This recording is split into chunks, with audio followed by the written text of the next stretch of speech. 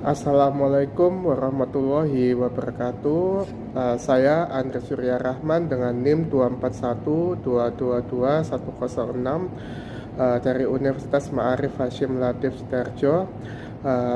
Pada kesempatan ini saya akan menjelaskan beberapa soal untuk ujian akhir semester dengan mata kuliah studi kelayakan bisnis. Untuk soal pertama, PT Jaya Abadi ingin memulai bisnis peternakan ayam di wilayah yang rawan banjir. Mereka melihat peluang besar dari permintaan ayam di wilayah tersebut, tetapi khawatir dengan risiko operasional dan penyakit ternak. Kita disuruh mengidentifikasi risiko utama yang dihadapi bisnis ini dan usulkan strategi mitigasi risiko untuk mengurangi dampak negatif terhadap bisnis tersebut. Untuk risiko utama yang dihadapi PT Jaya Abadi pastinya meliputi kerusakan infrastruktur ya, karena wilayah tersebut rawan banjir sehingga dapat merusak kandang, gudang pakan, dan fasilitas pengolahan serta mengganggu logistik distribusi dan pasokan pakan. Distribusi ini juga akan terganggu karena adanya banjir tersebut. Selain itu, banjir dapat mencemari pasokan air dan merusak stok pakan, mengganggu kerjaan kebutuhan dasar ternak. Risiko ini juga menimbulkan kerugian dari finansial karena biaya tambahan untuk perbaikan dan pengolahan dampak serta merusak reputasi bisnis. Lingkungan lembab juga meningkatkan risiko penyebaran penyakit seperti flu burung yang dapat menyebabkan kematian massal ternak. Untuk strategi mitigasi risikonya, PT Jaya Abadi ini harus bisa membangun infrastruktur tahan banjir. Contohnya seperti kandang di lokasi tinggi ya, dengan sistem panggung. Jadi ketika ada banjir tidak akan mengganggu dan mempengaruhi hewan ternak. Serta menggunakan bahan konstruksi yang tahan air. Terus melakukan sistem biosecurity seperti kontrol akses, jadi siapa aja yang bisa masuk ke peternakan, terus menjaga kebersihannya dan memanage pakan dan air. Setelah itu melakukan vaksinasi rutin dan pelatihan pekerja. Ini berfungsi untuk mencegah dan menangani penyakit ternak. Terus ada drainase yang efisien dan vegetasi yang dapat mengurangi genangan air. Jadi diharapkan dengan ada vegetasi yang baik dapat menyerap cepat air tersebut. Sementara stok cadangan pakan, air bersih, dan generator harus memastikan kelancaran operasional saat darurat. Untuk soal kedua, ada sebuah perusahaan mempertimbangkan investasi dalam proyek teknologi dengan biaya awal 506 juta. Proyeksi arus kas bersih tahunan adalah 156 juta selama 5 tahun. Tingkat diskonto yang digunakan adalah 12%. Kita disuruh untuk hitung nilai bersih net present value. Terus jika IRR proyek adalah 14%, apakah proyek ini layak dijalankan, apa alasannya?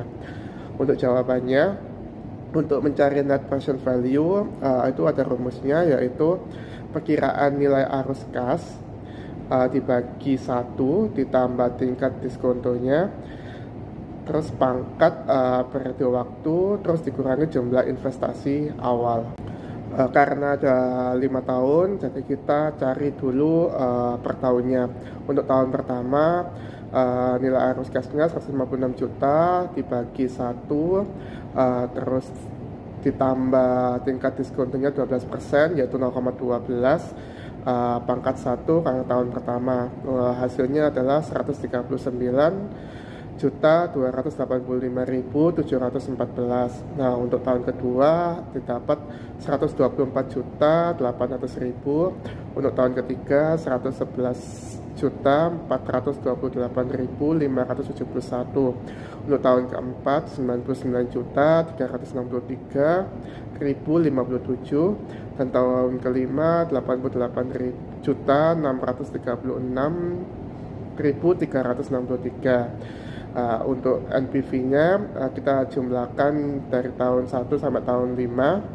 Terus kita kurangi jumlah investasinya, yaitu 506 juta, dan NPV-nya ketemu dengan nominal 57.513.705. Jika IRR proyek adalah 14%, apakah proyek ini layak dijalankan? Uh, Proyek ini layak dijalankan karena internal rate of return-nya adalah 14%, jadi lebih tinggi dari tingkat diskonto 12%. Untuk soal ketiga, ada sebuah usaha bakery membutuhkan investasi awal sebesar 106 juta, pendapatan per bulannya diproyeksikan 26 juta, dengan biaya operasional 18 juta. Hitung waktu balik modal atau payback period. Terus apakah usaha ini layak dijalankan jika waktu balik modal maksimal yang diharapkan adalah 2 tahun?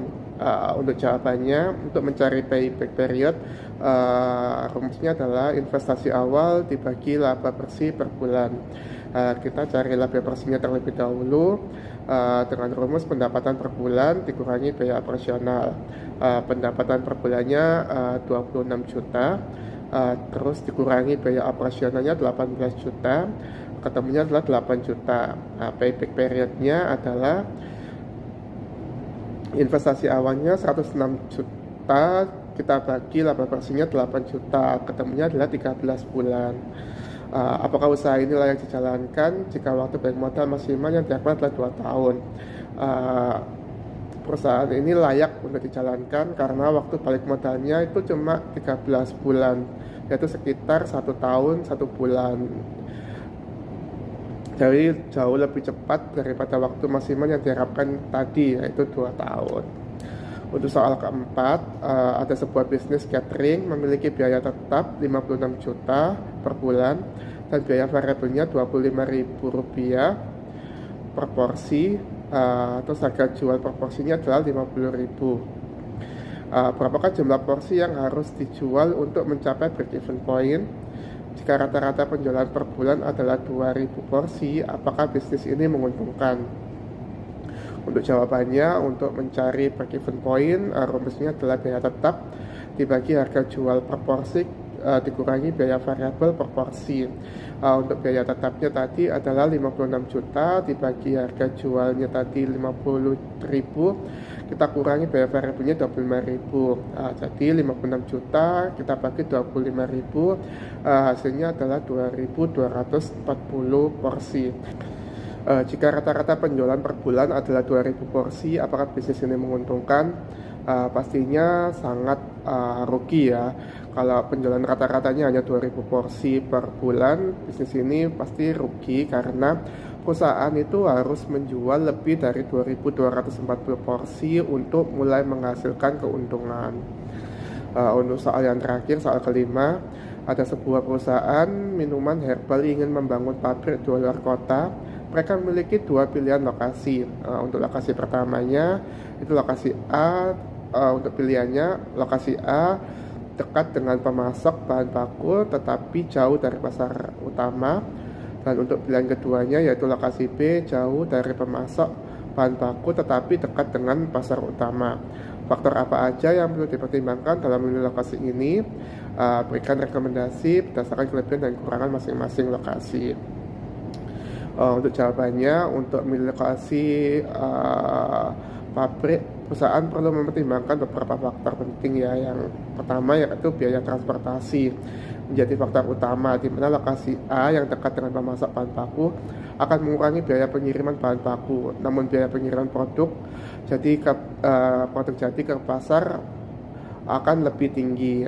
Untuk lokasi B sebaliknya. Terus faktor waktu pengiriman ini juga harus perlu diperhatikan karena lokasi A memungkinkan untuk pengiriman bahan baku lebih cepat, sementara lokasi B mempermudah pengiriman produk jadi ke pasar.